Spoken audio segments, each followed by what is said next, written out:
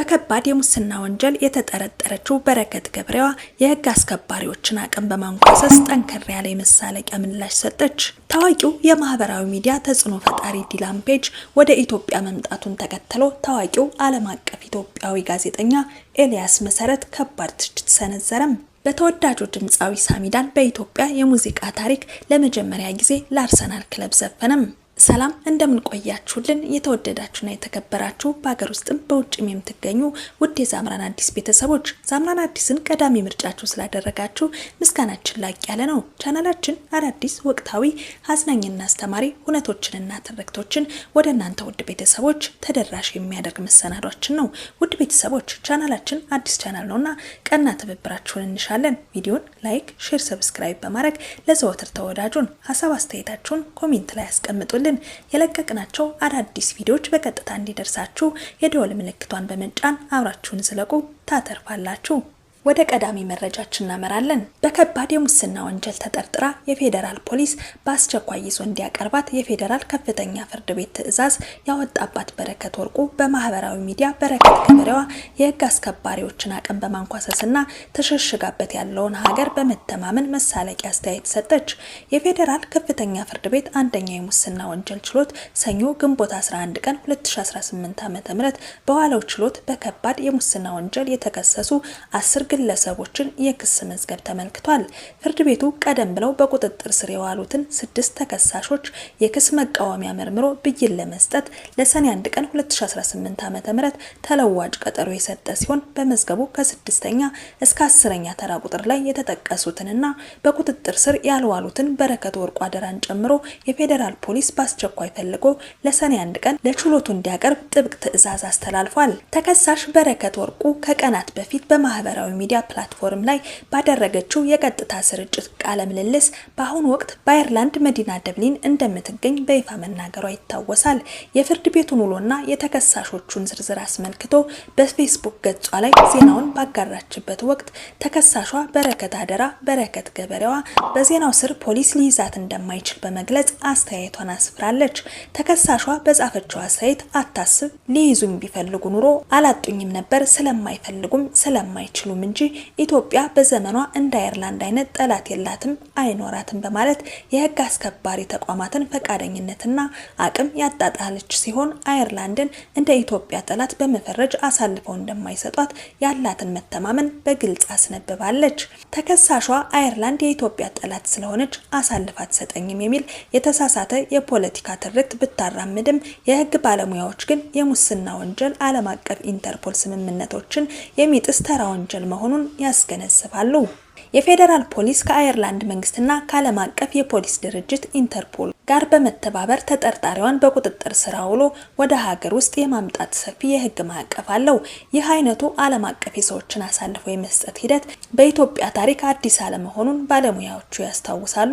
ለአብነትም እንደ አውሮፓውያን አቆጣጠር በ2010 በደቡብ አፍሪካ በተዘጋጀው የዓለም ዋንጫ ወቅት በርካታ ኢትዮጵያውያንን ወደ ስፍራው እልካለሁ በሚል የማጭበርበር ስራ በመስራት የብዙዎችን ገንዘብ በልቶ የጠፋውን የአስካሉካን ድርጅት ባለቤት አቶ ግርማይ ገብረ ሚካኤልን የፌዴራል ፖሊስ ከጀርመን ሀገር አሳልፎ በመቀበል ለህግ ማቅረብ መቻሉን እንደ ትልቅ ማሳያ ጠቅሰዋል። በመሆኑም የሁለትዮሽ ዲፕሎማሲያዊ መቃቃሮችን እንደ ሽፋን በመጠቀም ከባባድ የሙስናና የማጭበርበር ወንጀል ተጠያቂነት ማምለጥ በዓለም አቀፍ ህግ ዘንድ የማይሰራ መሆኑን ባለሙያዎቹ አብራርተዋል። ወደ ቀጣዩ መረጃችን እናመራለን። ታዋቂው የማህበራዊ ሚዲያ ተጽዕኖ ፈጣሪ ዲላን ፔጅ ወደ ኢትዮጵያ መምጣቱን ተከትሎ ታዋቂው ዓለም አቀፍ ኢትዮጵያዊ ጋዜጠኛ ኤልያስ መሰረት ከባድ ትችቱን ሰንዝሯል። ታዋቂውና ዓለም አቀፍ ኢትዮጵያዊ ጋዜጠኛ ኤልያስ መሰረት ሰሞኑን የመንግስት መገናኛ ብዙሃን ለውጭ ሀገር ቲክቶከሮችና የዲጂታል ይዘት ፈጣሪዎች እየሰጡት ያለውን ከልክ ያለፈ ሽፋንና ማጋነን በጥብቅ በመተቸት ወቅታዊ ማብራሪያ ሰጥቷል።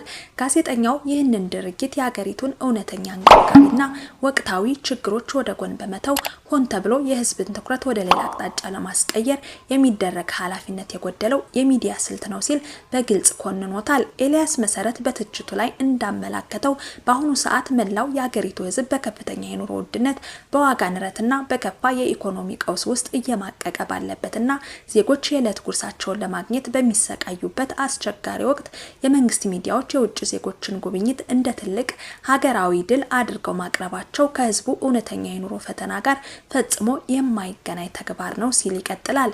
ከዚህም በላይ የዜጎች ደህንነት ከፍተኛ አደጋ ላይ ወድቆ ተደጋጋሚ ጥቃቶችና እገታዎች የዕለት ተዕለት ክስተት በሆኑበት አልፎ ተርፎም ከሁለት ቀናት በፊት በደርዘን የሚቆጠሩ ንጹሃን ዜጎች ታግተው ሳለ የሚዲያዎቹ ዋና አጀንዳ ስለነሱ መናገር ሳይሆን የውጭ ቲክቶከሮች መዝናናት መሆኑ የሚዲያውን የሞራል ዝቅጠትና ህዝብን የመናቅ አዝማሚያ ያሳያል ብሏል። ሁሉም ሰላም እንደሆነ ለማስመሰል የሚሞከረው ይህ የውሸት ትርክት ዜጎች እየታገቱና እየተገደሉ ባለበት ተጨባጭ እውነታ ላይ የሚደረግ ማላገጫ መሆኑንም አክሎ ገልጿል። በመጨረሻም የመንግስት ሚዲያዎች የውጭ ሀገር ዜጎች ስለ ሀገራችን በጎ ነገር እንዲናገሩላቸው የሚያሳዩት ይህ የከረረ ጥማት ወይም የውጭ አካላትን ምስክርነት የመፈለግ አባዜ ድርጊቱን በስተጀርባ የሚያስፈጽሙ አካላት በራሳቸው ላይ ያላቸውን ከፍተኛ የመተማመን ማጣት ፍንትው አድርጎ የሚያሳይ እንደሆነ ጋዜጠኛው አብራርቷል። የሀገርን ገጽታ እውን በሆነ መልኩ መገንባት የሚቻለው በውጭ ቲክቶከሮች ጊዜያዊ ውዳሴ ሳይሆን በሀገር ውስጥ ለሚኖሩ ዜጎች አስተማማኝ ሰላም፣ ደህንነትና ፍትሃዊ የኢኮኖሚ እድገትን በተግባር በማረጋገጥ ብቻ እንደሆነ የገለጸው ኤልያስ መሰረት የገዛ ህዝብን ስቃይና ሰቆቃ ችላ ብሎ ለውጭ ሰዎች ምስክርነት መሮጥ ትልቅ ኪሳራ መሆኑን በማስገንዘብ ትችቱን አጠቃሏል።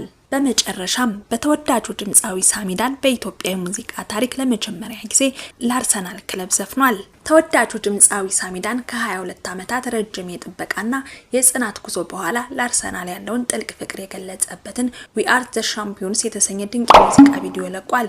ይህ ሙዚቃ በኢትዮጵያ የሙዚቃ ታሪክ ውስጥ ለአርሰናል ክለብ የተዘፈነ የመጀመሪያው የአማርኛ ሙዚቃ በመሆን ታሪክ ሰርቷል። በቪዲዮ ላይ እጅግ በርካታ ኢትዮጵያውያን የመድፈኞቹ ደጋፊዎች በክለባቸው ያላቸውን ፍቅር፣ ኩራትና ታማኝነት በደመቀ ሁኔታ አሳይተዋል። ግጥሞቹ ለዓመታት የለንደኑን ንጉስ አርሰናልን ሲደግፉ ለኖሩ አብረው ለደከሙና አብረው ለከበሩ እውነተኛ ደጋፊዎች የተበረከተ ታላቅ ስጦታ ነው። ሳሚዳን በዚህ ስራው ማጠናቀቂያ ላይ የሁላችንም ልብ ውስጥ ያለውንና የተወዳጁን ድምፃዊ ሃጫሉ ሁንዴሳን የማይረሳ ስኒ በማካተት የሙዚቃውን ክብደትና የደጋፊነት ጽናት ከፍ አድርጎታል። ተስፋ ባይኖር ኑሮ ዋንጫ አያጓጓም ነበር ለመድፈኞቹ በሙሉ ሼር። ውድ ቤተሰቦቻችን የሳሚዳንን አዲስ ሙዚቃ እንዴት አገኛችሁት? እስኪ ስሜታችሁን ኮሜንት ላይ አጋሩን። ውድ ቤተሰቦቻችን ለዛሬ ነበረን መረጃ ይህንን ይመስል ነበር። አብራችሁን እስከ ፍጻሜው ስለዘለቃችሁ ምስጋናችን ላቅ ያለ ነው። ቪዲዮን ላይክ፣ ሼር፣ ሰብስክራይብ በማድረግ ድጋሜ ቀና ትብብራችሁን ልጠይቅ እወዳለሁ። በሌላ በአዲስ መረጃና በአዲስ አቀራረብ እስከምንገናኝ በያላችሁበት ሰላማችሁ እንዲበዛ እየተመኘው የዛሬን እዚህ ጋር አበቃው። ቸር ቆዩኝ።